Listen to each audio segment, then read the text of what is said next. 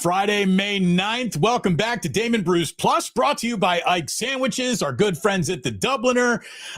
And speaking of good friends, there he is. Not on a Thursday, not this week. He joins us on a Friday. Sam Batesh from Thinking Out Loud. What's up, brother?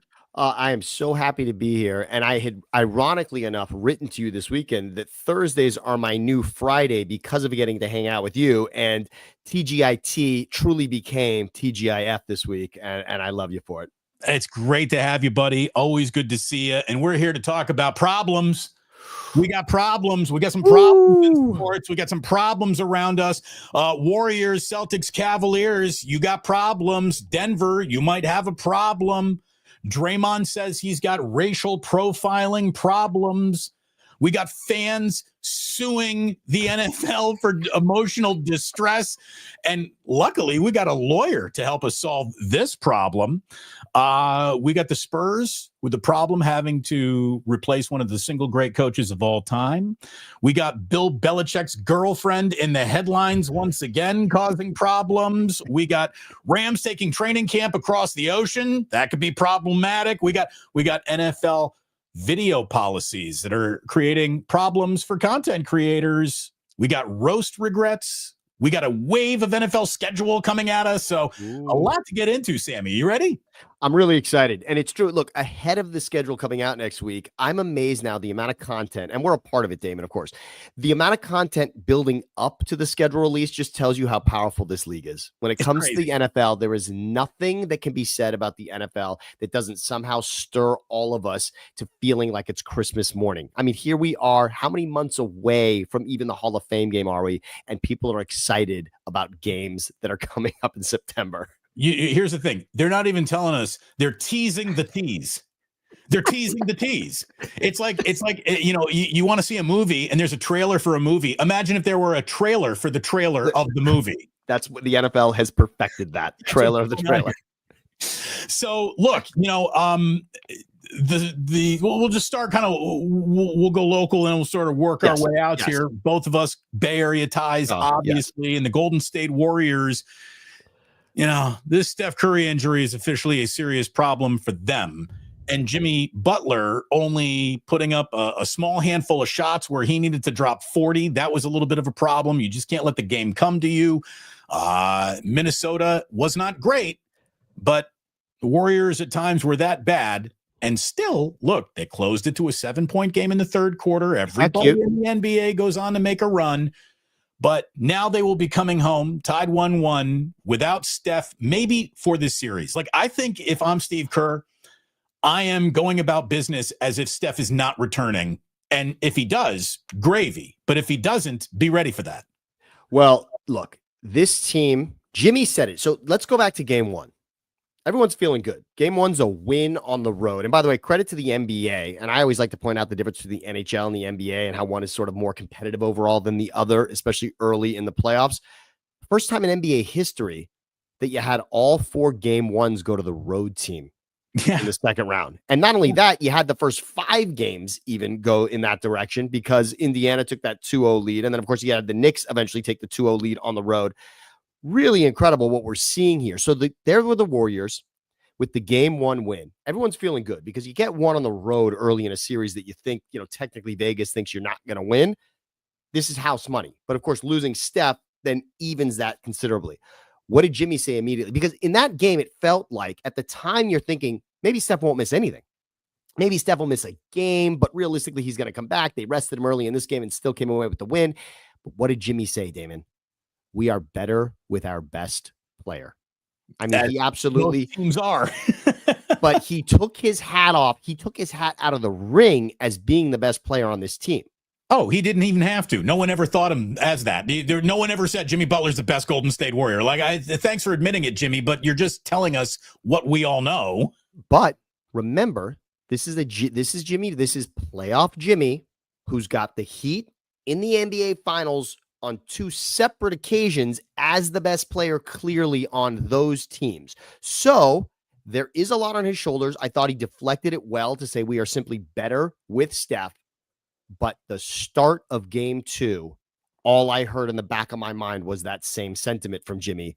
Wow, we are better with our best player. and we fucking need him. 0 Yeah. for 9.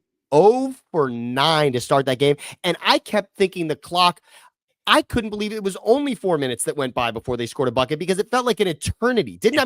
I've seen games start before with a 0, but didn't that feel that 0 sat there for a while, Damon? 13-0 felt like 35-0. It did. It really did. It did.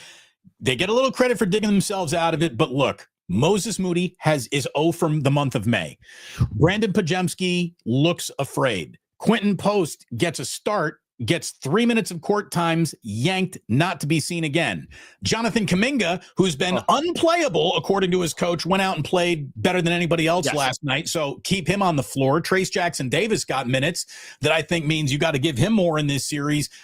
Steve Kerr can't wait around for perfect anymore. He's just got to go with pretty damn good. Hopefully, role players will be a lot better in games 3 and 4 at home. Gonna need it. Role players are always a little bit better at home, so there's a lot that needs to go on. But keeping Draymond Green's mind on the main thing is now something else that Steve Kerr needs to get through and worried about. I would like to share some audio. Just before you do, Damon, can I just say one thing? Because you mentioned Kerr, and I just want to say something about this because everyone is going to look at Kerr right now as if he doesn't know what's going on or he doesn't know what to do, right? Right now is the opportunity to take a shot at Steve Kerr because you're going to be in a series where you could be down 2-1, 3-1 before Steph comes back. That could very well be a possibility. But can we also say this much?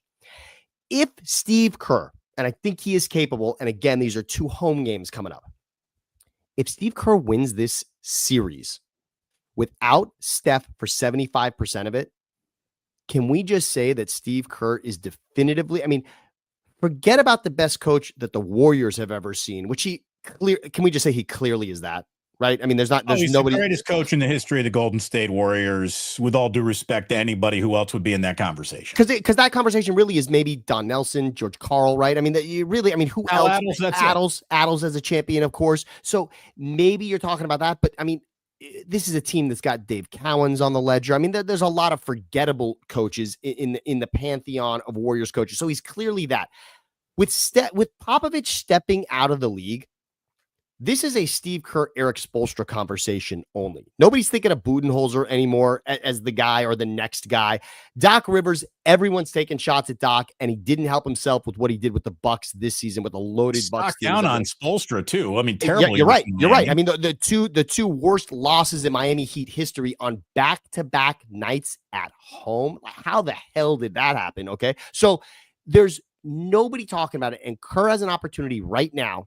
We know it's no Clay. We've had a season of no Clay, but this is no longer about, this is not the Phil Jackson, oh, you did it with Michael Jordan. I'm sorry, but if he does something special here without the guy that you would connect most to his career success in Steph Curry, this is a feather in Steve Kerr's cap. And I don't understand. I'm having this conversation. He's 0 for 1 in this conversation so far. Right. But if, and I think he's going to do something interesting and special in this series. I think they're in a lot of trouble. I think they're in a lot of trouble. We'll find out.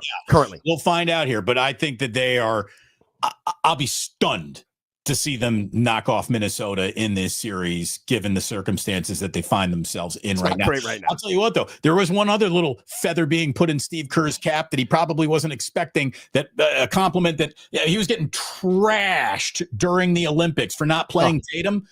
Look at what Tatum's and the Celtics are doing, right now. 0-2, dropping 2 games at home to a team that's just outworking you while you're trying to outmath the Knicks, shooting nothing but threes. The Knicks are like, yeah, we're going to go to the low block and make it hurt.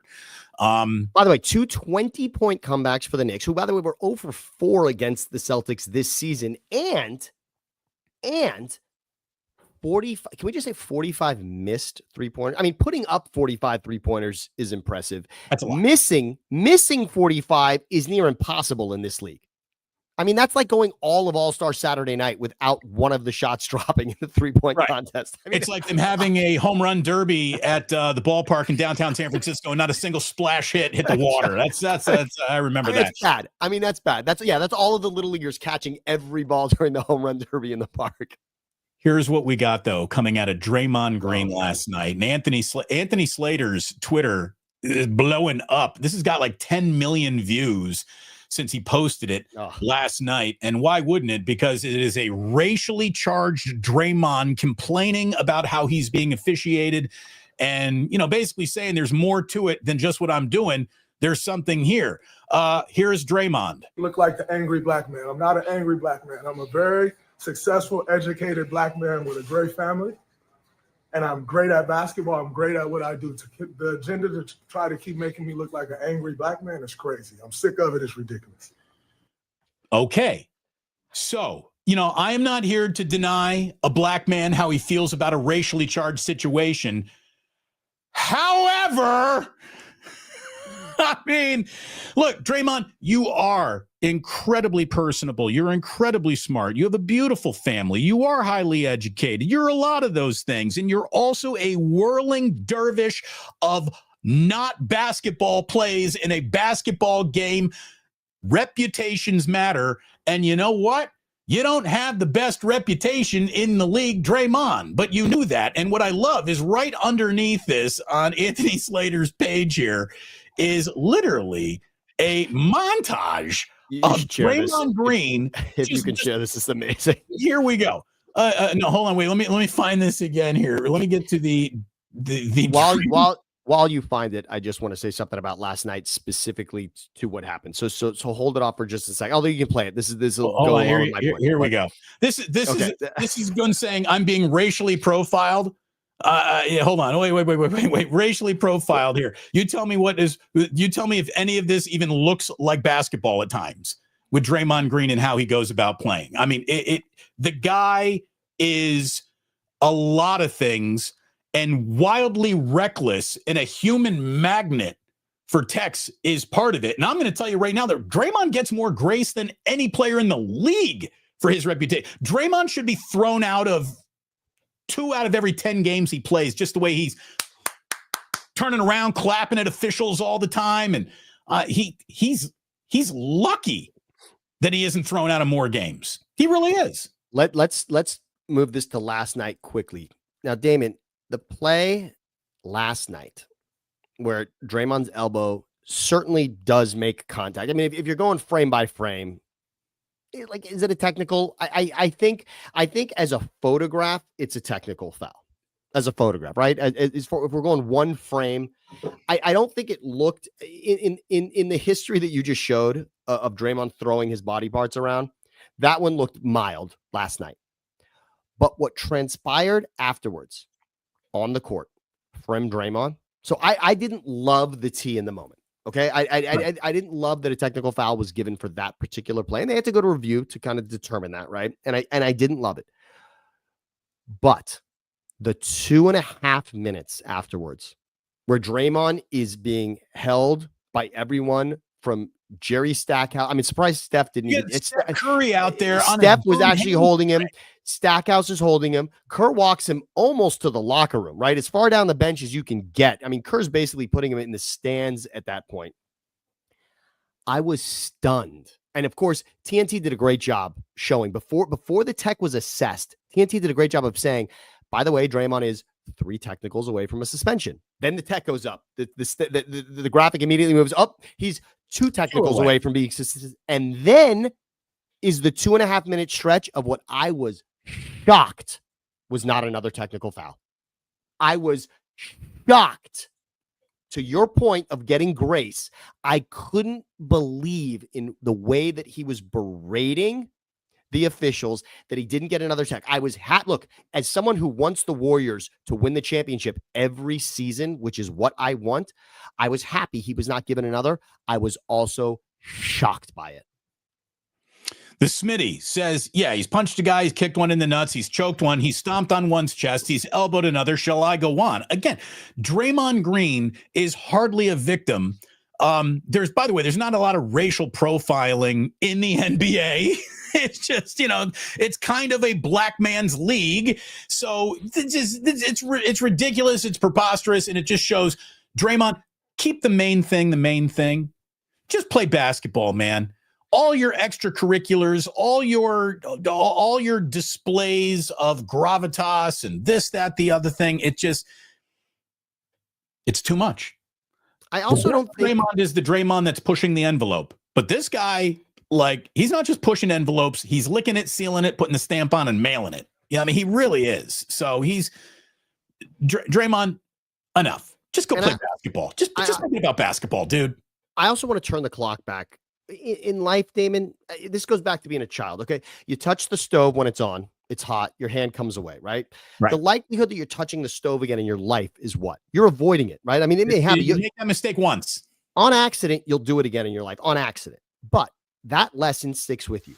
Now, is there any greater lesson than a 3-1 series lead in an NBA Finals where everyone will go back and say the moment in 2016 when Draymond is suspended from that series is the turning point for LeBron and Kyrie winning that championship for Cleveland in what we all thought was it could have been the most spectacular season in Warriors history. Draymond did as much to lose that finals as LeBron James pin blocked Andre Iguodala.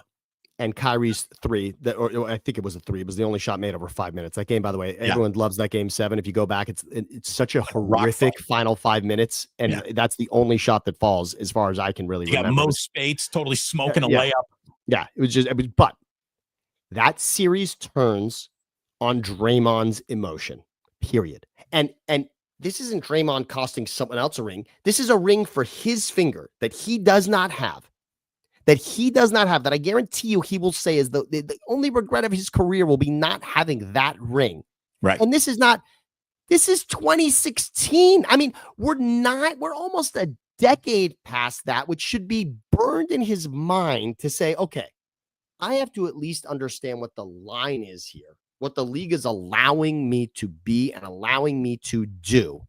And that's not okay. The fact that he would put himself and his team in a place where he could be suspended for yet another postseason game. And Steph's out. Wait. Okay. Steph is out. Damon, the other part is Draymond a leader on this? Is he a leader on this team? But I'll tell you what, he loves getting himself out of games where Steph ain't playing. He really does. It's happened throughout his career. Even Legends Pizza saying here, Draymond clearly doesn't want to play when Steph is out. We have seen that. We have seen Draymond Green get himself run from games where Curry's not even on the court, which means you don't understand what your role here is, man. You really don't. Because that is a more important, again, leader is a more important role than enforcer, especially when Steph's out. Now, it's again, McSorley, Gretzky, right? McSorley's out there protecting Gretzky. Draymond's out there protecting Steph, let's say, but Steph's out. Right. Steph's out. There was just no place. Again, in last night's game, the elbow itself, I didn't hate. I hated what transpired after the tech. And again, Draymond doesn't know when to just enough is enough. He does not subscribe to the enough is enough channel. He's never seen it. He doesn't know what it looks like. And it's like with my kids. Like I literally, I'm trying so hard to teach you things without punishing you. But if all your understanding is based around what you may lose should you do this, well, then I have to start taking things from you. Your favorite TV show, your favorite toy, your blankets. Well, I don't want to do this, but I'm telling you how to not lose these things. Yet your behavior isn't changing. So I guess you got to take these things from you. And I also talked about Stackhouse, Steph, and Kerr all having a moment with Draymond on the court to talk to him. How does that not resonate for Draymond? Like these are I mean, again, this isn't me and you telling Draymond like you might want to calm down. I can understand that my opinion doesn't have my opinion does not have to matter to Draymond. But Jerry Stackhouse is hugging you and in your ear. Steph Curry is telling you, dude, I'm not on the court. We need you. And Steve Kerr is basically saying, you're 2 away here, dude. Let's get it together. And none of it calmed him down. Nothing. None of it. No, that's the thing. When you are governed by your emotions and you cannot govern your emotions yourself, you're immature. That is the working definition of immaturity, being governed by your emotions. And again, what is real leadership? Leadership is keeping your wits about you while everyone else's loses theirs. I hate it. Look, I mean, fist fight with a teammate, which we could say, like, again, I mean, that's not necessarily on the court. That's practice, right? Practice. Exactly. Practice. No pun intended. Exactly. No, it's practice. It's Jordan. It's like I understand that's like sort of leadership in a way, but again, that's not costing the team in a series, in a game. Right. I just Look, here's the thing. Here's what Draymond definitely did. He got rid of a young, valuable asset in Jordan Poole. He ran Kevin Durant right the fuck out of town, and he's specifically been the sole reason of losing a totally in the bag. All you got to do is finish it off NBA Finals against the Cavs. And, you know, LeBron, what Stephen A. Smith called it, the NBA stimulus package or whatever it was. Great line. Yes. But again, it was Draymond Green crashing the market that allowed that stimulus package to come on in. So true. And I guess, look, we can, just like I said, Kerr's got an opportunity here. I'm going to give Draymond the benefit of the doubt. You know what? If they win this series, in fact, if they even can win one of the next 2 games, I'm going to give Kerr and Draymond credit here. Obviously, Jimmy Butler as well. Right. They're going to need all of that. All of it. Buddy Hield, you're going to have to be red hot, to get this done. So again, there's problems in sports. Some of them are real, some of them are imaginary, and some of them are straight up frivolous. And that's where I want to go for our second topic kind of here today, the frivolous lawsuit topic, which is just insane. So there is a fan in Colorado who has sued the NFL over Shedeur Sanders' fall in this draft, claiming emotional distress, trauma, whatever. And look, I'm no lawyer, and Sammy, you aren't either. So I don't think we can really speak to the legalese of this, but I can say that this is something that the NFL needs to squash with an atomic bomb level of reaction, because the last thing sports needs are fans feeling comfortable filing emotional based, I'm disappointed in sports lawsuits. The results are not guaranteed here, folks. You can't sue the league because you didn't like an outcome. That can't happen. What can happen is us trying to up this conversation to an actual level of there's some value attached to it. And in the single most Jewish move of Sammy's career, he brought his lawyer to today's show. I love it. So perfect. Mr. Bruce, Shohei Patesh, how are you guys? This is Drew Sherman. He is a good friend of Sam's. I've met Drew, I believe, too, in the past. Yeah. Oh, yeah. And Drew has been a longtime admirer of Ike Sandwiches, of Bay Area Sports Talk Radio, and the law. Look at ESQ. That stands for Esquire. That means he doesn't need to call anyone to be lawyered up. He looks in the mirror and he's lawyered up. Beyond that, Colorado alum? Definitely. Go ahead. Hit us with it. Oh, there it is. The buff hat. There it is. So, Drew, Yes, I don't know how you feel about Shedeur, but I do know that you love the law. Yeah. When you saw this come out, what did you think? Side note real quick. The Draymond Green thing that you were just talking about reminds me from the 90s movie Unnecessary Roughness. It was a clean kick to the face mask. So that's what I thought about when I saw that tape. Anyway, first of all, let me just say that the guy who filed this lawsuit is not a CU alum. He's just a full-fledged CU fan, really a Dion fan, now a Shedeur fan. Listen, and I have the lawsuit right here. Wow. Took a read of it. It's going to be thrown out pretty quick. It's going to be subject to what's called a 12B6 motion to dismiss. Although here's the interesting part is that, courts are instructed to give people chances to amend their complaints to try to get it in compliance. So the judge, though he might, throw out the lawsuit, it might come back a couple more times and you might give the plaintiff a couple more times to get it right. We'll see. But as you were saying, D. Bruce, my counsel to my clients in business, when something like this happens, and I'm right there with you, is to say, the first time that somebody F's around with you, you go after them and you go after them hard, no matter how insignificant they are effing around with you. You make an example of them so nobody else in the industry comes back at you and tries to F around again with you. You show no mercy to the first person, the first business, whoever that really tries to mess around with you, make an example and show the world you're not messing around. So I agree with you. This is a frivolous lawsuit.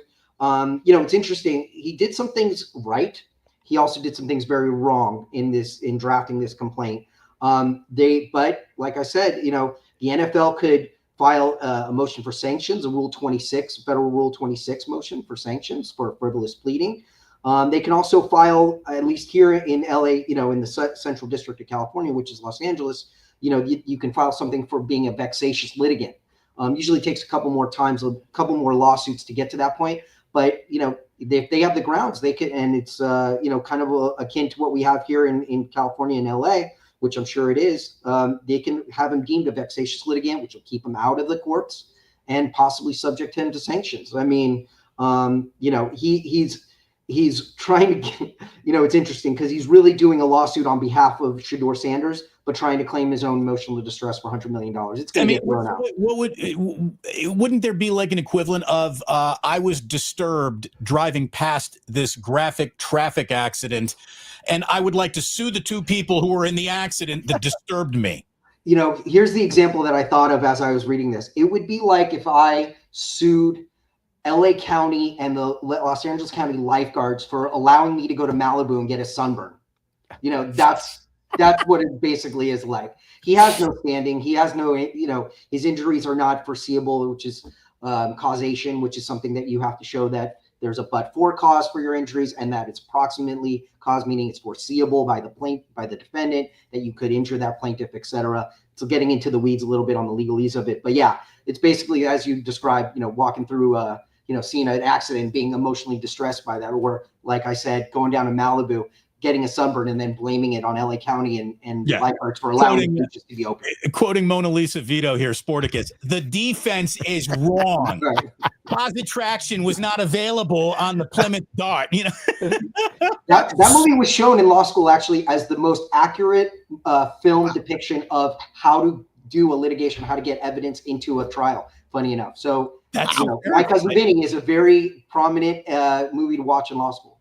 Sue everybody. Thank you. So Drew, I've got So that's the Jerky Boys there, but I have a real question for you because when I read this story initially from the headline, I thought, and I was excited to share it with Damon, thinking, "Oh my God, wait! The Sanders family, is suing the league for the distress of what happened to Shedeur in dropping in the draft and having to wait 2 full days for this, including a prank call in the middle of it on a Friday night." And I thought, well, this is interesting. I said it'll be horrible news for the Browns, of course, but wow, maybe there's something here to this.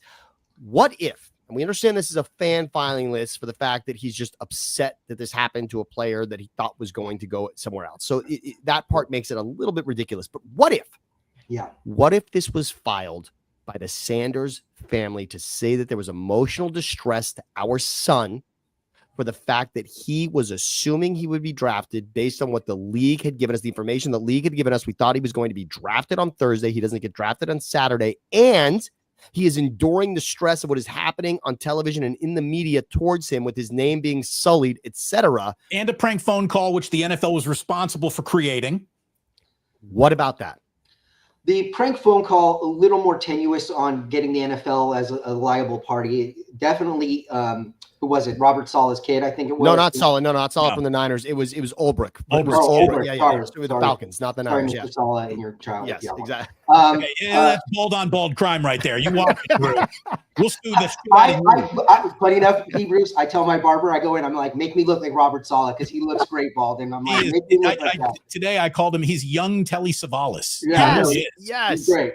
But yeah, a little more tenuous on that one. But Sam, you bring up a really good point because, we've all heard about during draft process how teams will allow leaks to happen and make certain comments that maybe they know is not true essentially about the draft pick in order to have him fall in the draft, in order to get up to the point where they could, a different team could draft him.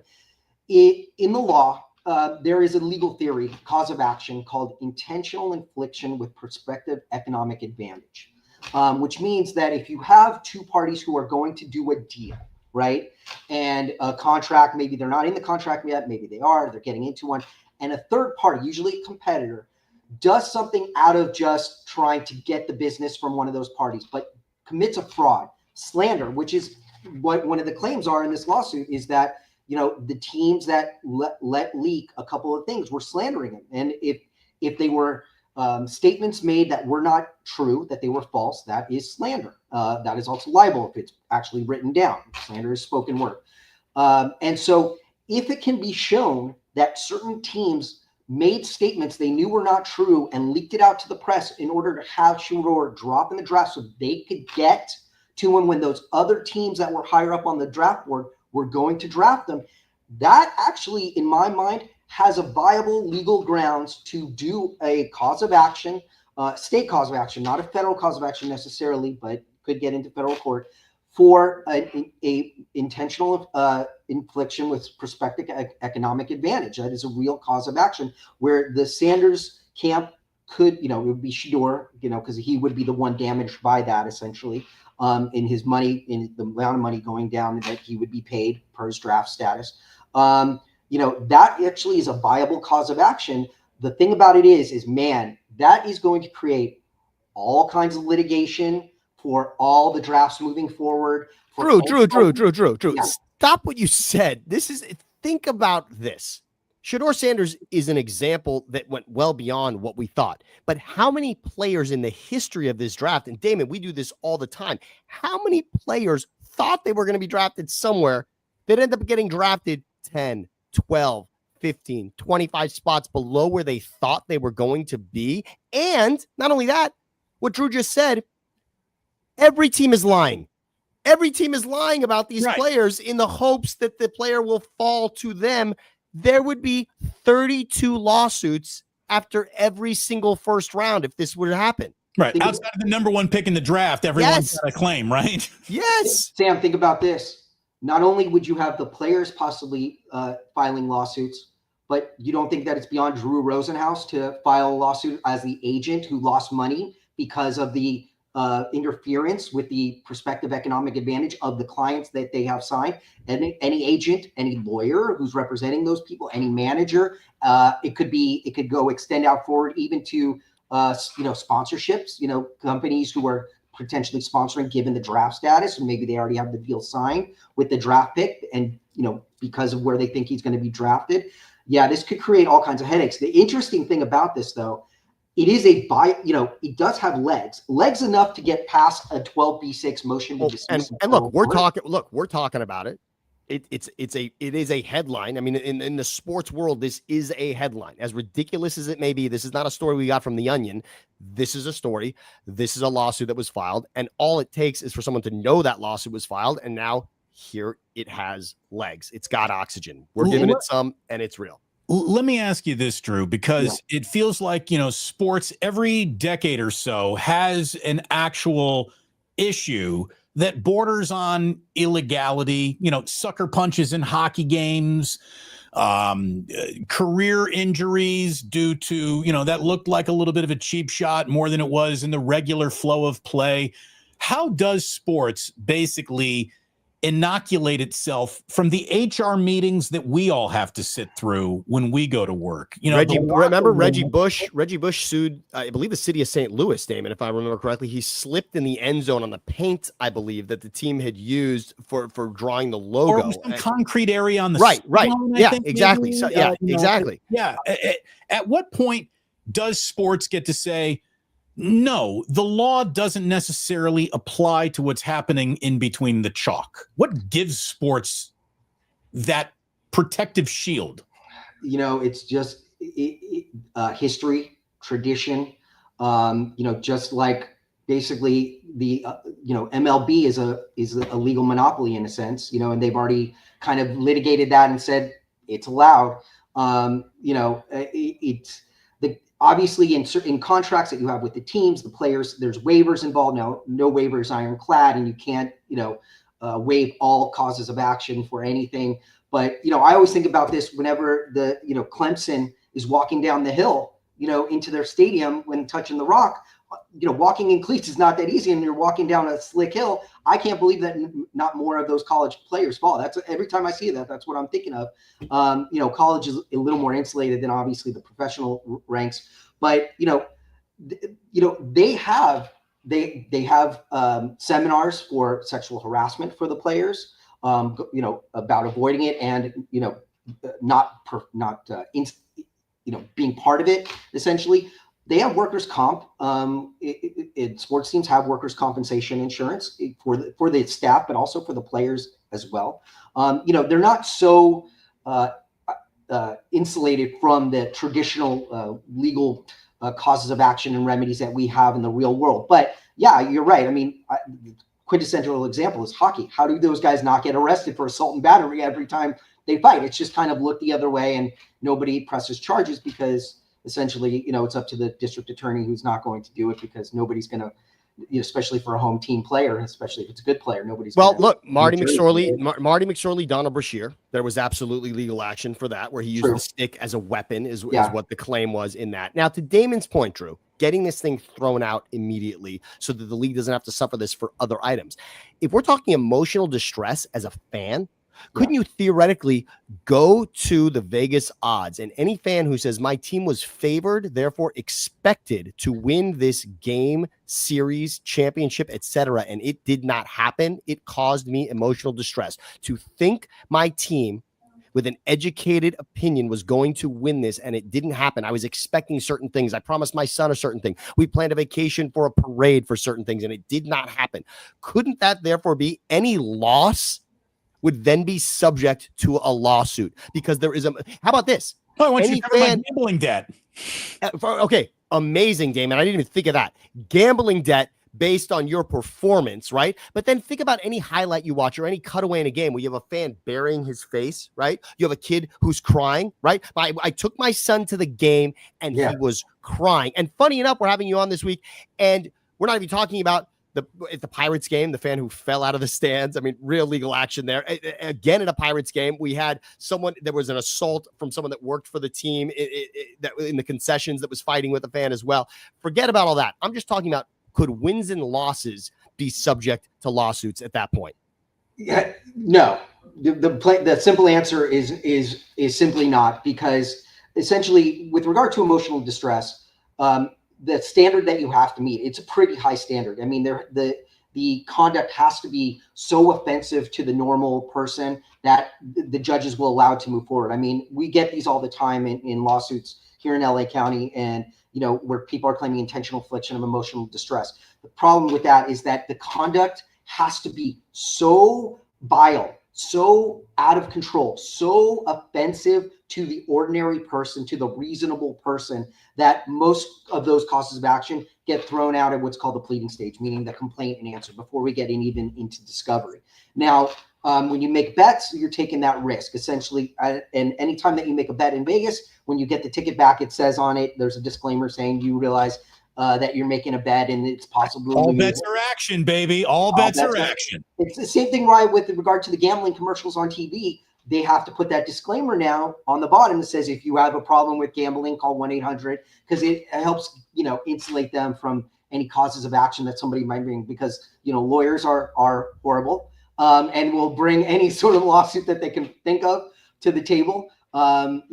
Everybody hates us until they need us, and so that's what it is. But no, I mean, it would be it would create too much litigation. You're taking the risk when you go into being a fan of a team. It's just the conduct, as I said, has to be foreseeable to the plaintiff, meaning the defendant's actions have to reasonably be foreseeable that you could injure the plaintiff. But for the defendant's actions, the plaintiff would not have been injured. So Drew, meeting those standards it's too much to litigate, and there's also keep in mind that lawyers have an obligation not to bring frivolous lawsuits. It has to be, you have to have a reasonable basis for bringing a lawsuit. And if lawyers start bringing these things, I wouldn't do it. I wouldn't risk my license for that. What about suing? Yeah. So, okay. So basically we won't see a lawsuit against Artie Moreno and the Angels for wasting a decade of Mike Trout's Hall of Fame career, where he's a multiple-time MVP and the team won 0 playoff games in that time, right? And I bring a lawsuit against the Oilers for the Kings losing 4 years in a row to the Oilers. I mean, exactly. We're suing Edmonton for even being involved with the distress that they've caused the Kings fans. Exactly. I want to bring a lawsuit against Carl Durrell for CU's 1-11 season or whatever it was right before. All I can tell you is that instead of us trying to think what this would have looked like from a legal standpoint, having you come in here today and shed real light on it was fantastic. We're 40 minutes into the show. I'm guessing you're rounding that up and charging us for the full hour. So we're just going to get the hell out of here right now. Every 6 minutes. Every 6 minutes. Shit. And we got to go right now. Drew, thank you very, very much. Tell everyone how much you like eating at Ike's.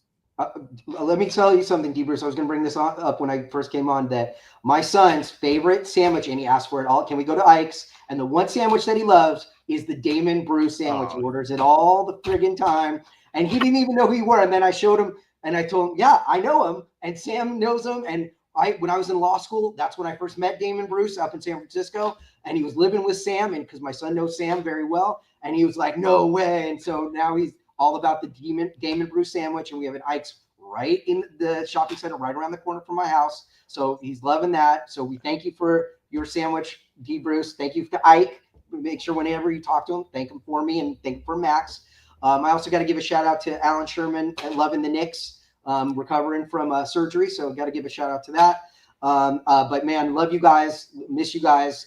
Anytime you guys want me to come on and talk about anything, CU or otherwise, legal, I'm here for you guys anytime. We'll book you for at least 6 minutes. 6 minutes. As soon as you hit 6 minutes, 30 seconds, though, we're going. It's the next billing cycle. So just so you know. I understand how it works. I understand. Okay. I get it. Right. Thank you so much. Drew Sherman joining us with the scoop on all legalese. I'm glad the show has a lawyer, not only because it makes us sound smarter, but eventually, Sam, we're probably going to need one. We'll need him.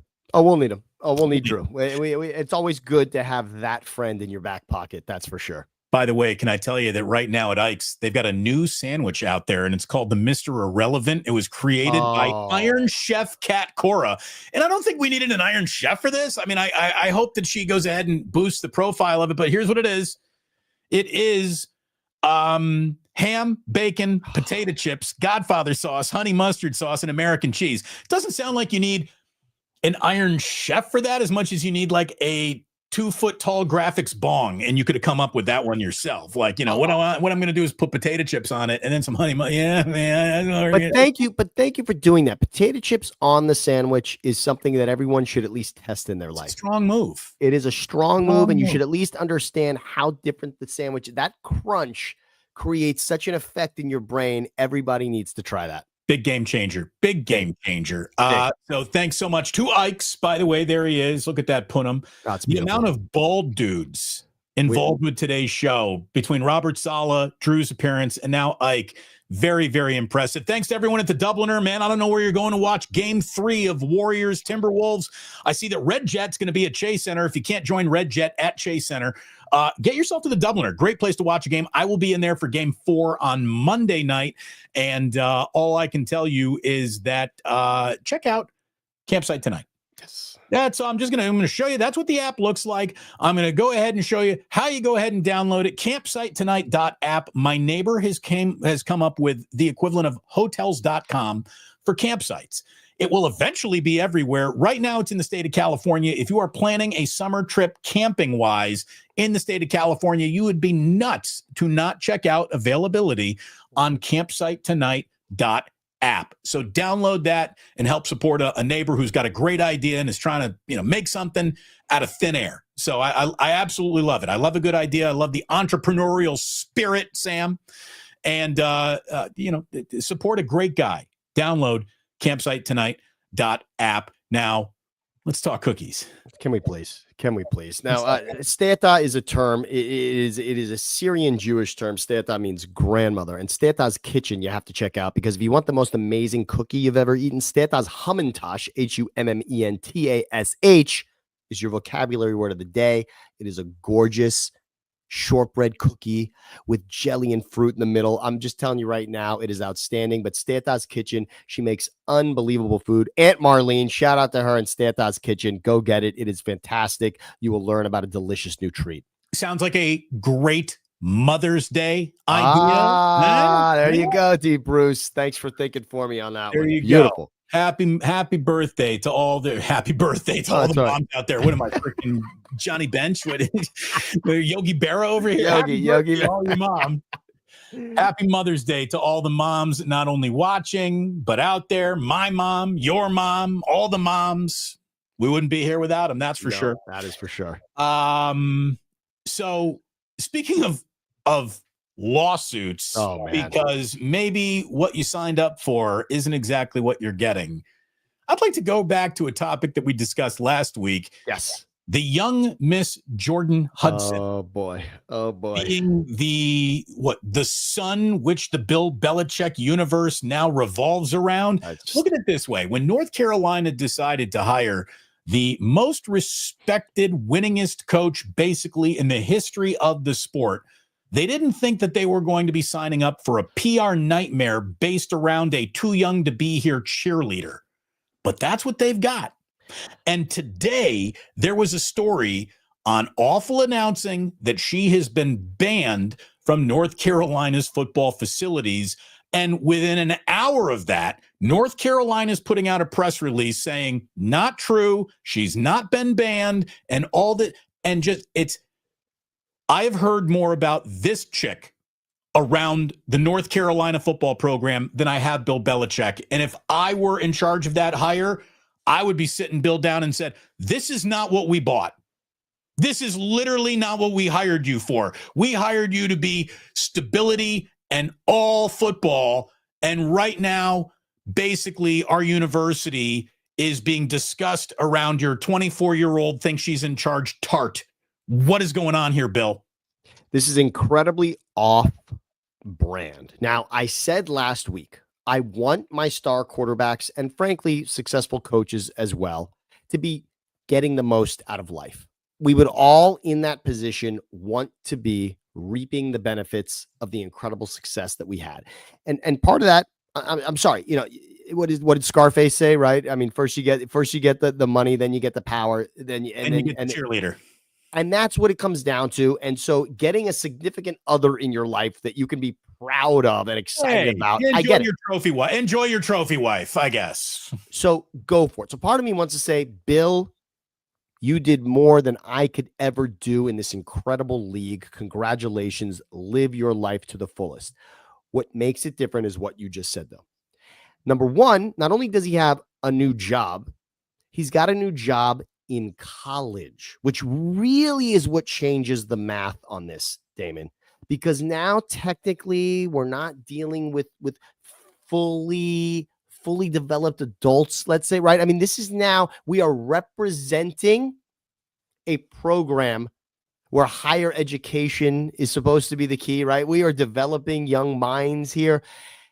That's where this just looks so much different from a guy that we thought was completely by the book when it came to football and having that job and do your job being the mantra here. Right. And this is so far from that we now have this distraction. And I don't want to say entirely. Isn't this the same guy, Sam, who banned Tom Brady's personal trainer from even coming around? I mean, this guy's he's a distraction that is a jumping jack, which you want your players to do. But that guy's got to go. But now your girlfriend, who is not benefiting any element of this team but your personal happiness here, Bill. And don't tell me she's adding happiness. Don't tell me that Bill Belichick is thrilled with the way things are going here, right? Certainly not now. And look, I don't want to say, like, self-inflicted is tough to say here. Like, is this self-inflicted? I mean, obviously choosing who you choose in life, yes, that's the decision you make. But let's set up the story the way we did last week. It's go and watch the interview. This really stems from the interview that happened. This is CBS, I believe, did the interview. And it's the idea that she was answering questions for Bill, deciding what questions could and could not be answered in this interview. That is ultimately what Bill allowed to be out there. He agrees to the interview, no big deal. Then she wants to be, this is not an interview of them side by side. She's just in the room, and CBS picks up the fact that she is deciding that they cannot tell the story of how they met. And then there's the photograph of her standing next to Bill where it looks as if she is taking the list of questions and deciding, all right, this looks okay and this doesn't. And it looks like she's dictating that to a guy who we all believe dictates every facet of his life. It's not what they bought. I mean, it's when the Giants gave Zito 126 million, and he shows up spring training with a completely different delivery because he's been tinkering. No, we didn't spend 126 million for you to tinker away at your craft. We wanted the guy who threw the 12-6 break curveball, and that's that. Yeah, we're not as concerned with you strumming the guitar, Barry. Yeah, this is about what you did in Oakland. Knowing what they know now and how this has played out, and how instead of being a boon for North Carolina football PR, it's been the equivalent of a PR disaster for everyone in Chapel Hill. Knowing what they know now, do you think they make the hire? Well, here's the beauty of sports, and I've talked about this. I've talked about my dilemma over Michael Vick. You know, he's a 9-win season away from no one talking about this ever again. Number one, North Carolina football we're putting them in the atmosphere right now, right? North Carolina football in May was otherwise not on anybody's agenda. And right now, theoretically, it is. Now, for the wrong reasons, you can argue, you know, any publicity is good publicity, etc. But it's wins and losses, Damon. Are they gaining more yards next season than they were the season before, right? Are they better defensively? In 6 months, are they better defensively than they were last season? That's all this comes down to. It really does. If Bill Belichick is controlling what NIL is bringing to North Carolina, and if there is a recruiting class that we can now say Bill Belichick has made a major dent on, if this is a team that is competing in the conference, it changes the temperature immediately. And by the way, she's allowed on campus if they're in a bowl game that matters. Period. Yeah, I think so. I mean, here's the thing. She's allowed on campus right now, and they haven't done anything. The story, awful announcing, got one wrong. Maybe, or you know what I think? Look, my theory on this is that she's allowed on campus, but internally, the football team has said, we don't want her at practice. We don't want her in the locker room. I think my guess is that this story has legs in some facet of it. The university can easily say, we did not ban anyone from this school. Right. But the football department could decide, we want a little bubble here, Bill. We don't need her around. It's not a ban, but we got boundaries and she cannot cross them. So we'll see what happens there, but it's certainly not the beginning of the ride that the Tar Heels signed up for when they decided to bring in Bill Belichick and his, cut off sleeves. That's what they want. They wanted a guy with a hole in his collar and a cut off sleeve and a whole bunch of defensive ideas. They want the hood. Period. The hood. Exactly. All right, Sam. Speaking of, I don't think anyone signed up for that. Imagine being a Los Angeles Ram and being told that training camp is happening not in Malibu, not somewhere in, Oxnard, but we are going to put you on an airplane and we are going to fly you halfway across an ocean. Rams training camp is going to happen in Maui. And I'll bet you, even though that sounds good to us, you want to know why the Pro Bowl was not liked? Because guys had to go to Hawaii to do it. Here's the thing. Professional athletes spend so much time in airplanes. Another long airplane trip doesn't sound too good to them. Why are the Rams going to Maui of all places? All right. So let's look at this. First of all, the Rams, I just mentioned Reggie Bush in St. Louis, right? St. Louis has no place in an NFL conversation at the moment. The Rams already made a move, right? The Rams moved from LA to St. Louis, back to LA. Here they are. Okay. They're sharing a building with the Chargers. That's one thing. Although many would say the Rams are clearly, the tenant, sort of like a Lakers Clippers situation at the moment. Totally. The Rams seem like the Lakers and the Chargers seem like the Clippers. They're also moving. They were in Oxnard and they are moving now to my neck of the woods. By the way, my backyard where I grew up, Woodland Hills. They have they're taking over what used to be the Promenade Mall. That's what it was called here, right? The Promenade Mall. They're building a 350,000 square foot facility for $1 billion. It's going to be the envy of all NFL training. Without question, it's going to be. And where I used to go and browse, Journey's shoes there and pass an Auntie Anne's and actually, I think I saw Batman Returns there at the movie theater. All that's gone now. Go get exactly. Claire's Boutique, right? This is where I went during high school. It is now. It looks like a haunted mansion now, and it is all shut down. It's going to be leveled for the Rams to make a palace there. We all know that they will. So there's that. The players are dealing with that. But I would say that the Rams at this point are sort of past the, oh, we moved from St. Louis, right? Like how many guys are even in that anymore? How many people within the organization are even remember what happened in St. Louis? Not to mention you already won a Super Bowl in the backyard, in your stadium, in LA. So this is far from that. But we're moving to a new facility in Woodland Hills. That's new. Now the Maui thing. I want to take the other side from you on this. In life, when you are told we're going to do something, the reaction is, I don't know if I want to do it. If this could have been seen from the side of the players, if someone within the team thought, wouldn't it be cool to go to Maui? I could see the players getting behind that. Wow, that would be awesome. And you and I know that being in Maui is awesome. Jerry Jones. The first thing I'm going to tell you, should have gone to Kauai, but okay. Yeah, okay, you're right. By the way, you're so can we just that's a public that's a public service announcement for everyone listening to us right now. No, I'm going to be helpful to everybody right now. You all who haven't been to Hawaii think you want to go to Hawaii, and it's true, you do. Don't, if you're going to take one trip to Hawaii in your life, do what Damon just said. Make it Kauai. Number one, for those of you that know that Jurassic Park was shot at parts of Hawaii, it was Kauai.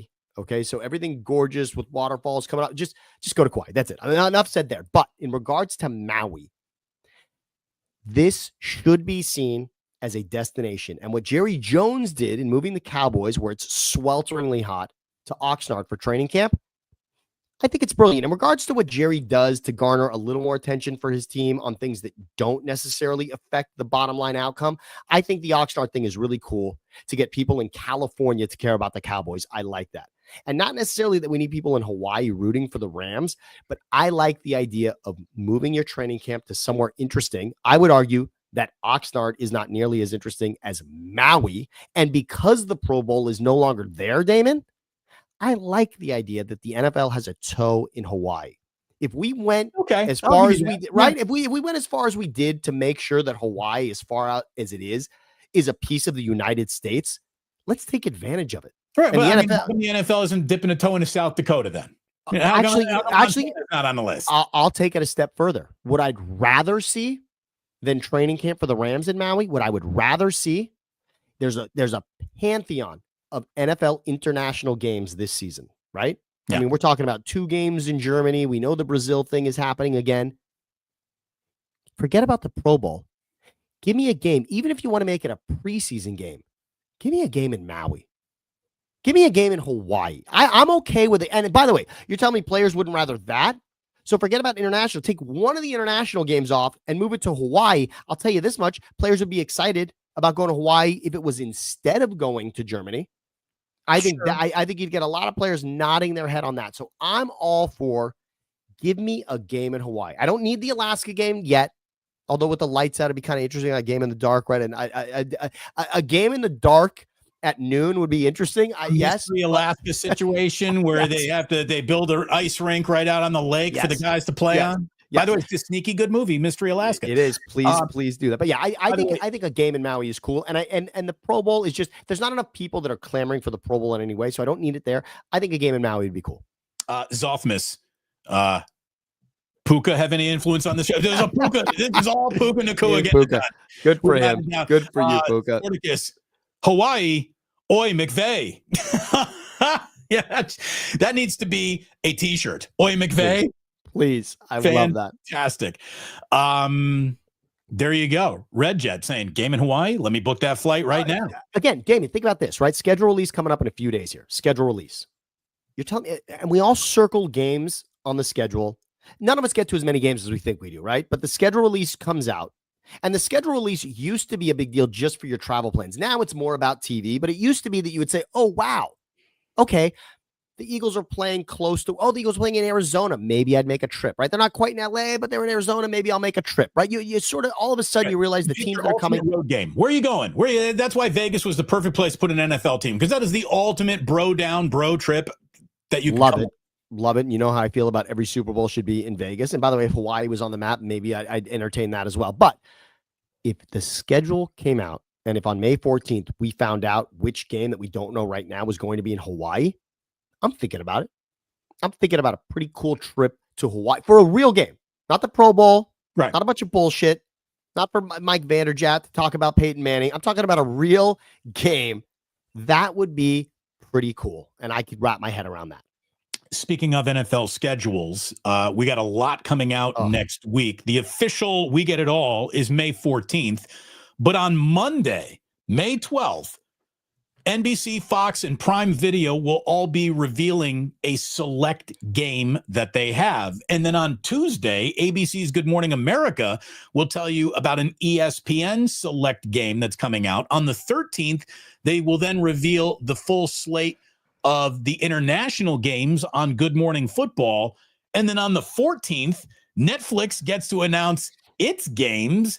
And then that evening on NFL Network at 8 o'clock Eastern, 5 Pacific, Rich Eisen, Maurice Jones-Drew, and Michael Robinson are going to do a 3-hour live show that is basically W, L, W, W, L, L, W, which is a ridiculous exercise, but it's also one of my favorite things to do of the year. I love trying to say, well, okay, what's the record going to be? Look at the schedule. Here we go. It's so good. And by the way, I'm going to tell everybody right now, you can get ahead of May 14th because right now you know every one of your team's opponents and if the game will be home or away. What you may not know is which game ends up in Germany, Brazil, London, but you'll know home and away. You can start to do your wins and losses right now. So Sunday get it night, ready. Monday night, Thursday night, where are you playing? I'll tell you, as far as what we know about schedules, the 49ers are going to enjoy the best schedule, the easiest schedule in the NFL this season, which is Colin Cowherd is banking on them finishing last. And I don't think he is aware of the level of that shouldn't be too hard that is sitting on the 49ers schedule. I'll tell you, if this season for the Niners doesn't have a month-plus long rest deficit baked into it. I mean, I was talking about this with Larry this morning. They're already, right now, before training camp rookies have gotten on the field, are sitting at 10.5 wins in Las Vegas. It's so beautiful, and I want to credit Warren Sharp. For those that haven't done it right now, look up Warren Sharp strength of schedule or Warren Sharp schedule and get the list that Damon and I have here. What Warren Sharp did for strength of schedule before the schedules come out is very smart. He's not basing strength of schedule on last season's results.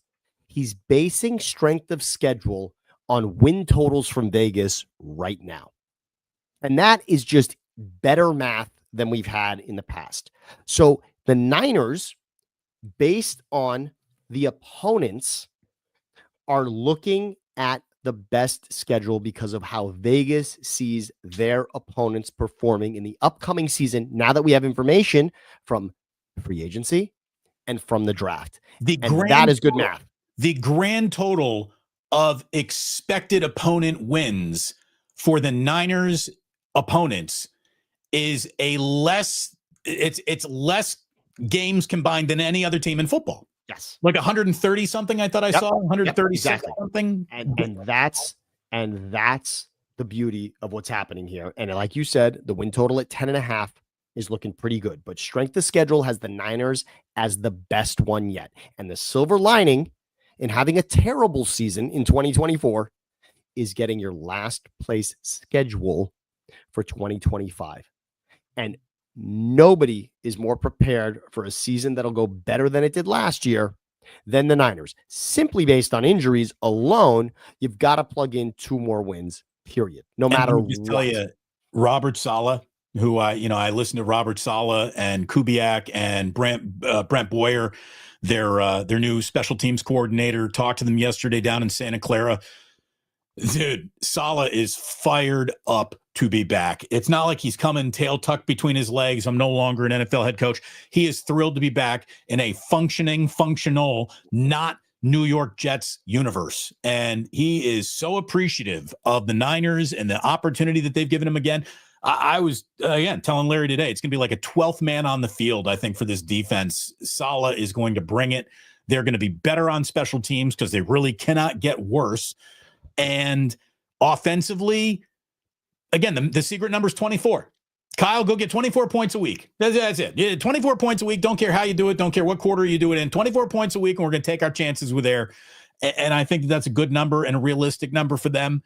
I will say this too, Sammy, walking around yesterday, boy, Santa Clara is just going massive construction right now at Levi's Stadium. That entire playing surface has been torn up right now. The frame of the playing surface is being reframed. The part around the playing surface, which, I think Reggie Bush sued St. Louis for slipping on a piece of that is all being redone. And I don't know if that is because they're going to be expanding this field for when the World Cup comes in, but new scoreboards going in, new LED lights, brand new construction on the luxury suites. There, you can see the millions of dollars being pumped into Levi's in the construction that they're doing right now to get ahead of this season, the coming Super Bowl, and the World Cup. So, massive construction going on at Levi's right now. Well, first of all, I want to know that stadium. Not necessarily where do you rank it, but your experience at that stadium. And I've done Candlestick, and I have not done Levi's. What, from a Niners game perspective, what's that stadium giving you, and maybe what's one thing we could use there? Shade. Okay. Shade is something that they could use. I'm not a fan of the stadium. I'm the wrong person to ask here. I'm incredibly biased. I think it's the single biggest modern architectural mistake in modern stadium history. Stadia. If I want, there's no stadiums. It's stadia is the plural of stadiums. I think it's a wild disappointment. I really do. And for a long time, it was the only what PSL was personal. Yeah. The PSL was the only bit of real estate in the Bay Area that was losing value. Which seems impossible. Building. Seems impossible for this league. Yeah, I just think it's unimaginative. It looks like a football stadium that could be given to any generic football team. It looks like a tech company built a football stadium. It doesn't scream 49ers. It looks like an erector set that's still under construction from the outside. Its facade is beyond less impressive. It looks like a Walmart from one angle. I'm never going to like Levi's Stadium. And with every new stadium that the NFL opens up, I think it gets even worse. Like what the Washington Commanders have said, this is the next thing coming. Look at what the Tennessee Titans are building right now in Nashville. That thing is totally different looking and amazing looking. The artist renderings of what the Bears might build one day, just it's crushing what is really nothing more than Stanford Stadium on steroids. Wow. Now, have you done SoFi yet? No, I've yet to get down to a game at SoFi. I'd love, because I think walking in, I had the idea that it might be a sterile experience. And then inside, once you're there, I think it's a tremendous stadium. Like getting out of it after a game is absolute misery. Well, sure. You go anywhere with 80,000 people and all try to leave at the same time. It ain't easy. But I'm going to give that stadium is worthy of two football teams. I think SoFi. I think they did a nice job. And of course, the only issue with SoFi was we thought the estimate from your estimate from your contractor was $2 billion and it cost $5 billion. I mean, that's rough. That's a rough estimate. Remember, it only costs 90% more to go first class. That's it's unbelievable. So that's bad, but I think it was worth it. So I'm interested to see Levi's. Shares the name of my son as well. So I wish you had better things to say about it. Did you hear the story about when they were building it that they got Harbaugh's opinion? They had put Harbaugh on the field of what they were going to do, and he was upset at where the bench was, and they actually changed it around because I think the son was going to beat down on the home team. They had been practicing in Santa Clara for over 25 years, yet the sun somehow snuck up on them as they built the stadium. I don't understand that at all. But back to the Niners on the field for this season and strength of schedule. I am so excited to see that the Niners are the Jenga piece, certainly in the NFC for this season. Because you look at Vegas, and it's essentially you're looking at some combination in your top four of Eagles, Commanders, Lions, and Niners. That's where the money is right now. That's where the odds are for the NFC in Vegas this year. The Niners are the linchpin. You essentially took the Niners out of the equation for winning the NFC last season. And the team that snuck in, obviously Washington is the team that got in there, that's in the NFC Championship, that beat Detroit, et cetera, all of that. But Are the Niners just returning to form or not? And when you have that conversation, you mentioned the guy that's most important. I don't think we can judge the draft or free agency or even the offseason for the Niners without saying Robert Saleh. That is so important. And you had it pegged the day the Jets made the announcement on that totally shocking Tuesday where he was out. You immediately, it was the first talking head I saw about that in that direction, not about what it meant for the Jets, which frankly didn't fucking matter at all at that point, but what it was going to mean if the Niners could immediately, you wanted him part of the 2024 campaign. I would have brought him right in. I would have brought him right in. Here's the thing. When Saleh was talking yesterday, and I'm not trying to trash Nick Sorensen, but this is the difference between experience and inexperience. This is the difference between been there, done that, and confident, or about to get an opportunity, sort of unsure how I'm going to do in my own thing. And there is a steady calmness that the NFL, I think, needs to be afraid of in Robert Saleh. And another really interesting thing that he said, Sammy, is that he's always trying to project where the NFL is going to be a year from now. I think he said 2. I think he said 2 years. 2 years from now. Yeah, I think he said 2. I think he said 2 years, and I loved that because, again, of where this team, in a way, all the fans are thinking if this team could only turn the clock back, that would be important. But as we know in this league, no, that's not important. Turning it forward is what's going to matter here for the Niners. By the way, Postman and Postman and Capitola, thank you very much. Colin Cowherd's picked the 49ers to finish last place in the NFC West. It's laughable. Go Banana Slugs. Thank you. Always Banana Slugs. By the way, Santa Cruz right here. UC Santa Cruz alum. Yeah. We had the Buffalo earlier. Okay, so for someone who literally worked alongside Colin Cowherd for years, and you've told me this, I want you to tell you, he takes his football analysis more seriously than any other element of his pontificating career. This is what he cares about. College football, professional football is where the entire house is built. So for him to go so far out on a ledge, anti-Niners, I still think he might be a little bit upset that Trey Lance banged his daughter. I think even more so than that, Damon. Colin does remember. Colin remembers when he's wrong. He obviously celebrates it. It's a fantastic segment on the show where Colin is right, Colin is wrong. Everyone should tune in. Colin, after the schedule is released, so it's going to happen this coming week. One of the best segments Colin does, and you just talked about it, the win-loss. Colin reads your schedule is what we used to call it in the room. Colin reads your schedule. He's going to go. He will do this for numerous teams when that schedule comes out, and I'll be surprised. He's going to try to stick to the idea that they're a last place team. But I guarantee you he will be conflicted as he's going game by game. He's going to look at that and he's like, I don't love the Niners, but they're better than the Panthers. Yes, he's going to start to realize. And Chicago's not quite ready yet. And blah, blah, blah, blah, blah. Because once he gets to 8 wins, it's going to be hard to have them in last place, right? And I think you're going to get to 8 wins quick on the Niners. You're going to get to 8 very quick and realize, wow, how are they not getting to 10? And that's where I see this team. Colin puts incredible research in every day. He's not afraid to contradict. And what I mean by that is, to the audience, it's a contradiction. To Colin, it is new information. So follow me on this. So Colin can tell you 2 months ago that he thinks the Niners are in last place. But if new information comes in and now he sees 10 wins for this team, he will also now tell you why the Niners are a guaranteed playoff team this season. He's okay to say that.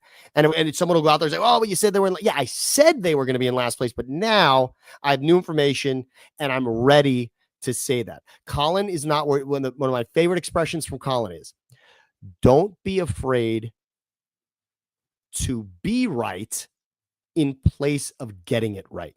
Don't stick to what you once said as having to be definitive if you now think that something will be more likely in this other scenario. So I would not be surprised when he takes that out and is getting to 8, 9, and 10 wins and realizing, oh, this may not be a last place team. I could see that for sure. By the way, JP from the 510, who attended Plus Mania Tokyo Drift, said Adam Schefter posted 10 minutes ago that the 49ers are waiving Drake Jackson. Wow. Okay. Must have just, not being able to show the team that he's recovered enough from, what was it, patella surgery I think he had. That's too bad, man. Drake Jackson was supposed to be, was going to be, and never turned out to be.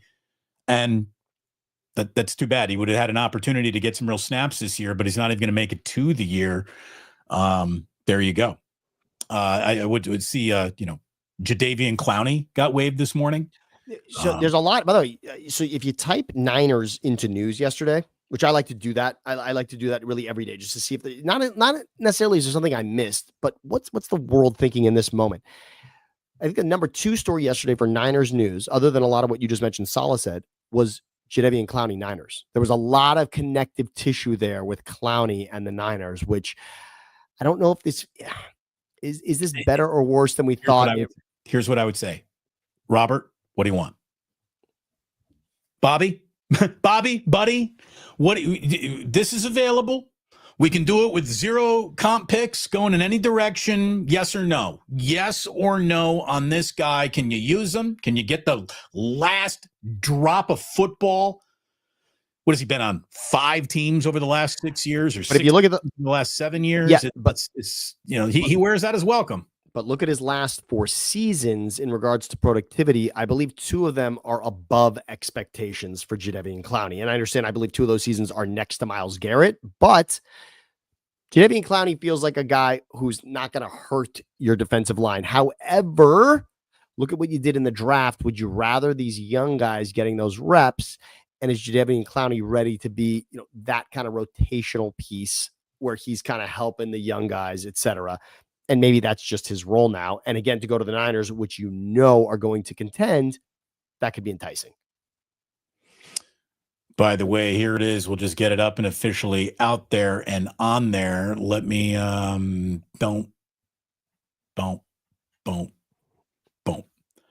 There it is. Yeah. Oh, so it's happening. Okay. From Adam Schefter. The 49ers are waiving former second-round pick Drake Jackson with a failed physical designation. Jackson is still rehabbing a knee injury, but is expected to be cleared by the start of training camp.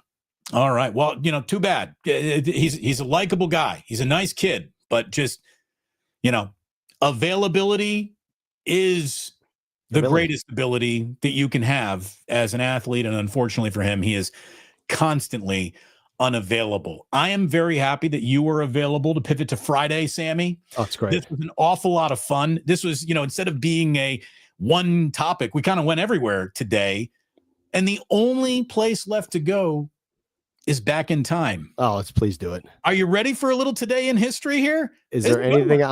I'm excited, Damon. I always am. First of all, happy 76th birthday to the piano man himself, Billy Joel, 76 years old today. Can I say that? Okay, so I'm not a huge concert guy, which is to say this. I am not incredibly loyal when it comes to music. If there is an amazing song that I like, that's great. Just because you tell me that the same artist put out another song, if I don't love it immediately, I don't necessarily give extra credit for it being for the amount of songs that Billy Joel has made that resonate in my life. Oh, go through and realize the amount of songs that you identify immediately that come from Billy Joel. You don't want to play the repertoire game with the Rolling Stones, with Billy Joel. You don't want to do this with there are a handful of guys where Steve Miller Band. Steve Miller Band. You go to a Steve Miller Band concert, you're like, I know like 3 Steve Miller Band songs. No, you don't. You know them all. You know them all.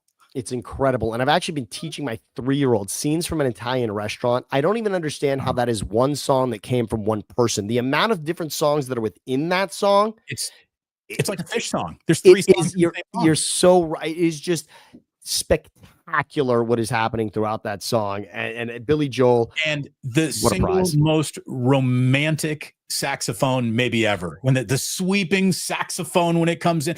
Billy Joel, he's one of those artists where, look at it this way. The Grateful Dead literally sound better when you are in San Francisco city limits. Billy Joel literally sounds better when you're in the state of New York, when you're on Long Island, when you're in Manhattan. It's kind of like a Tribe Called Quest too. Boy, they sound better in Manhattan than anywhere else. Love that. It's respect to Billy Joel, without a doubt. Elton John, another guy you don't want to play repertoire with. No. Wow. And go to that concert too if you get it. There are certain people that if you do get a chance, it's worth it no matter what you want to say about what you think of their music. My buddy did this years ago with Taylor Swift to me. He said, you know what? We're not going to want to say at the end of our lives that we never saw it for the spectacle that she will have been. And first of all, Billy's on that list for sure. How about this? I don't know a single Taylor Swift song beyond Shake It Off. That's the only one I can tell you Fine. that I could recognize. I'm sure there are a few other earworms that I'd be like, oh, that's Taylor Swift. Okay. Just from being in a stadium, yes, you would know. And I'm talking about for a sports game. Like at a game, Right. the amount of Taylor Swift songs that come up that you don't even associate with her, you'd realize, oh, wow, that's her. I would have gone to her show. I just couldn't afford it. Couldn't get in. There you go. Exactly. She's not interested. Also, I got to save up money to get to a Fish show in Colorado this summer. So, you know. Okay, here we go. Today in 1865, patent number 47,631 was issued to Richard Jordan Gatling. He invented the Gatling gun, the first to combine reliability, a high firing rate, and ease of loading in a single device. Basically, the machine gun. Happy birthday today in 1865. Of course, the greatest Gatling gun ever wielded was in the movie Predator with Jesse the Body Ventura, who has no time to bleed. Listening to that Gatling gun in that movie when it is out of bullets is one of the most resonating sounds of my childhood, because the yelling and the screaming and holding that gun when it is out of the ammunition and just whirring. Yeah. It's Mac at that point. Mac picked up. Yes, you're right. Mac is just this one. Wow. Jesse didn't make it. No, he did not. But yes, none of them make it except spoiler. Arnie and the chick, the only two to get out of the jungle. Okay. The chopper. Speaking of classic movies and San Francisco, I think we have the biggest to serve to you right here and now, because today in 1958, Alfred Hitchcock's Vertigo premiered in San Francisco and is, widely regarded as one of the greatest movies ever. Does it hold up? Not really. It's a lot slower than movies are now. In 58, I could see how it was a barn burner. The cool thing is the James Stewart is just dressed perfectly the entire thing, and all the San Francisco iconography that's in that movie is fantastic. And again, if you're committing to an Alfred Hitchcock movie, you have to understand there's sort of a displacement of understanding that it is in the past, and you're sort of appreciating the history of it. And look, as a horror movie buff fan, etc., just thank you to Alfred Hitchcock for creating a genre, if you will. He is sort of the godfather of all of that. If you love horror movies today and you don't even know about Alfred Hitchcock, just you need to know. You need to know. Do your history. Have some appreciation for history, kids. Yes. By the way, Zolkmus, Damon, Fish at Red Rocks? No. They're playing at the University of Colorado in Buffalo Stadium. So if I have a bad time, I'm going to be suing for emotional distress. We will get Drew on the line for this. I got my lawyer ready to go. Okay. All right. Here we go. We want to thank all involved in 1960 who gave us this little doozy. Today, the U.S. Food and Drug Administration approved the first birth control pill. Nice job, everyone. It's come in quite handy in my life. Round of applause. I think, I think there's just a sigh of relief everywhere. And the term that having a child is a miracle, which, yes, I mean, childbirth is a miracle, but any two a-holes can have a child, and it's not always necessary. So yes, a sigh of relief all around for that. Having children is great. Not having children before you're ready to have children is the strongest piece of advice you can have. Yes. Nothing brings your fun to a screeching halt quite like having a kid. But if you're at the right place in life, it all works. What a beautiful, beautiful thing. What's this here? This is Iceman 0072 says, Damon, you want your boys to reach puberty faster? Have them Predator. I'm going to tell you right now, Predator was one of the first R-rated movies my dad ever let me watch. And dude, Predator is about as violent as some Saturday morning cartoons these days. It's no big deal compared to what kids are watching. So yes, we will do Predator with the boys quickly. I'm not afraid of that. What else we got today? Oh, here's something that we will keep from the boys for a little while, though, because today in 1980, Friday the 13th was released in theaters. This movie changed my life, and I'll simply a shout out to my uncle FJ, my mom's brother. I used to go there on Friday nights. I would kind of have a sleepover at Uncle FJ's, and one of these nights he showed up and said, "We're going to watch this tonight," and he popped Friday the 13th in. Changed my life forever. It's why I'm a horror movie fan, but I have also, of course, never been more terrified in my life than in that moment. I was way too young to be watching that movie, and it burned into my soul. And I thank FJ for that. You know what got me? Like, shouldn't have watched that when you were 11 and at home by yourself. The Shining. That's dude. And that's like deep psychological as well. So yeah, like you'll have to one day sit on a couch and work through that. You know what the scariest part of it is? Danny, the big wheels and the twins, but later on in the movie when it's all hell is breaking loose and you see the bunny giving the blowjob to it's just, oh, dude, that creeped me out so much. I was not ready as an 11-year-old kid. No, we'll keep that one. We'll keep that one from Levi and Jack and Ozzy for a little while. Yeah. By the way, it's why I like it so much. Right. You know why kids love Disney movies, old Disney movies, is because the villain that Disney gave you back in the day scared the ever-living shit out of you. And that's what kids connect with. They really, really do. Fear. Look at Hand Banana right here. Dark Crystal disturbed me as a kid. Yeah, we talked about that, I think, a week ago. Freddy Krueger. Yeah, that was scary, man. Niners Worldwide. The Shining fucked me up. It's a great movie. It worked. I want to say one other I want to just throw in there that changed the way all of us think about something. Jaws changed the relationship that all of us have with the ocean. Without a doubt. Without a doubt. Today in 1992, the Golden Girls aired their series finale. Thank you for being a friend, Damon. Thank you for being a friend. Back again. Your heart is true. You're a friend and a confidant. And if you threw a party and invited everyone you knew, you would see the biggest gift would be from me, and the card attached would say, "Thank you for being a friend."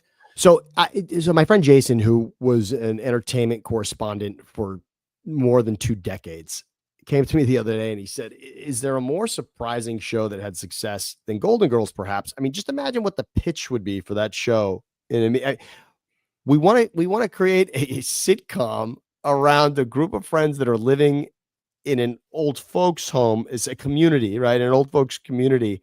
I don't even understand, like, where are the legs in that? Where are you thinking that is a gem, that's going to resonate with all of America? And yet what a run they had.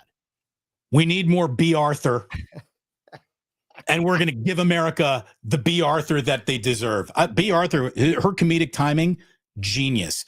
Obviously, you get into Betty, you get into everyone, and it's just incredible. Here's what's amazing, though. Here's what's amazing about the Golden Girls, and a little scary at this point in my life. Do you realize that those main characters at the time were just in their 50s and 60s? Stop it. 50s and 60s. It was a 50-year-old, 60-year-old, and then Sophia was the oldest at 80. Ironically, she was the youngest of them all. It was the makeup that made her look the oldest. But Dorothy and Rose were both in the Golden Girls 5 years older than I am right now. They were supposed to be 55. Their characters were at the age of 55. Holy shit, I'm about to be a Golden Girl. So your best run is in front of you, Damon. That's thank you. I can't wait till I get to that senior home. I'm excited. I'm excited for you. Today in 2020, a man who did not get the credit that he deserved for shaping rock and roll as we know it, Little Richard, passed away today in 2020 at the age of 87. And I'm going to tell you right now, put on some Little Richard today. You're going to turn that up. You're going to turn it up as you're listening to it. Gorgeous day outside. Windows down, Little Richard up. Is there All Rudy? Is there a more famous shriek in the world that you would actually want to hear and invite for your ears than Little Richard? It's By the number way, one. Speaking of Predator. Yeah, oh, yes. Speaking of Predator. Yes. How? And it all comes together. By the way, it's National Cheeseburger Day, National Meatloaf Day, whatever. Today, maybe the most underrated flavor there is in terms of how awesome it is. And this is also going to be very grandmotherly. It's National Butterscotch Brownie Day. Now, forget about the brownie element. Everyone likes brownies. There's nothing to discuss there. How is butterscotch needs a better agent? Well, I think caramel is who got butterscotch's age, right? I think that's what happened, right? Butterscotch right over the dasher board, and we haven't really seen butterscotch since. I don't understand that. And by the way, because I am a big caramel is fairly. This is a hot take. I think it's a little overrated. I think it can. I think it takes over a lot of items that it's in, and it's kind of taking away when I otherwise want to feel the chocolate or the peanut butter from something. The caramel's in there, taken away from that. Whereas butterscotch is what I'm actually looking for. That's what you want. That's what you want. It's what you need. Thank you, butterscotch. Thank you, butterscotch. And on that note, thank you, Sammy. Thank you so much to our lawyer, Drew Sherman, ESQ. Thank you very much, Drew, for coming on by today and dropping your knowledge on us at every 6 minutes, dinging us for another 300, I'm guessing. But thank you very, very much to Drew for coming on by. Sam, always a pleasure, brother. Have a good one. Back to normal schedule next week, Thursday? Yeah, we'll do Thursday. Thursday works for me if it works for you. I love that you went to visit the Niners. I think it's great for you to get your face out there. They love seeing you. Do you realize that it's the NFL policy now that you can't post more than 90 seconds as a content creator? Like I had a Robert Saleh, the full raw thing. I put it up. It got 2,000 views in like an hour. Of course. And I had to take it down. The Niners called everybody who was there that day. New policy in the NFL of you can't post a video more than 90 seconds. So I even said, I'm like, so I got a 9-minute interview. I can chop it up into 10 different videos. And she said, no, 90 seconds a day is all you get to. And I was like, this is the NFL screwing up with content creators. This is the NFL protecting its own property. And why? I get it in a way, but it's not like I'm using game footage. This is an interview that I shot. I came down here to do. Anyways. So again, just another reason to love Levi Stadium. But this isn't just the Niners. This is the entire NFL. Yeah, I guess is going to be acting like this year. Bizarre. So that was bizarre. So yeah, I will be covering this league from my fucking basement. Good for you. Good for you. You're doing a great job of it, D. Bruce. You're doing a great job of it. Thinking Out Loud, go and subscribe to Sam and Andrew Siciliano's Facebook page. Check out what they're doing. It's great stuff. Thank you for being here. Like and subscribe all the way around, our good friends. Happy Mother's Day, moms everywhere this weekend, especially to your wife, Sammy. Thank you so much, Allie, for sure. We love Allie, mommy, my wife, and of course to Jillian. Happy Mother's Day, and I hope you are taking great care of Jillian as well, Damon. Oh, what are you kidding me? She's taking great care of me, man. I'm very, very lucky. Thanks so much to everyone for the supers, for watching, for liking, subscribing. Eat at Ike's, drink at the Dubliner, download Campsite tonight, get Status. Hamantash, please. Thank you, Damon. Yes. Get it. You'll love it. Thank you very much. And please do remember that sports don't build character. They reveal it. And like that, they're gone.